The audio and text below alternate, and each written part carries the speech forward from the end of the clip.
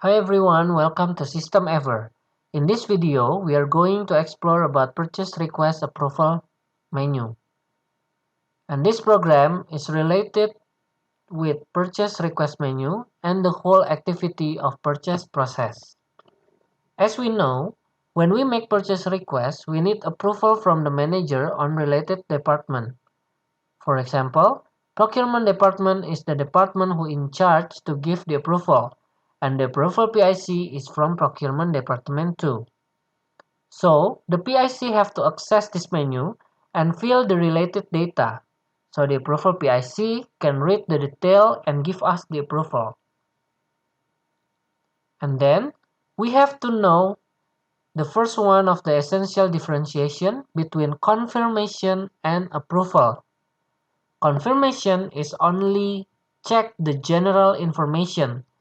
That's why on menu purchase request, there's no price and quantity. And approval is more to check the quantity and price. And you will see later the column of quantity requesting for approval and unit price, also the amount. So we have to get into the menu of the purchase request inquiry. From here, set the request date, click the inquiry. After that, give the confirmation. After it's confirmed, click the select button and then click the action button purchase request approval entry. It will bring you automatically to the screen.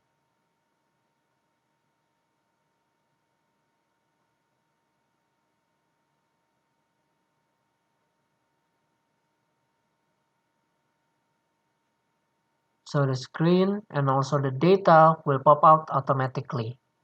And here on the screen, we can see the unit price and also the amount. So this is a very important thing on the approval page. You can see the domestic or import status, the vendor, the request delivery date, the quantity, the price, and also the warehouse. And then that's the final of purchase request approval entry explanation. Thank you for watching and see you next time. Should you have any inquiry, please feel free to contact us by WhatsApp or drop us an email.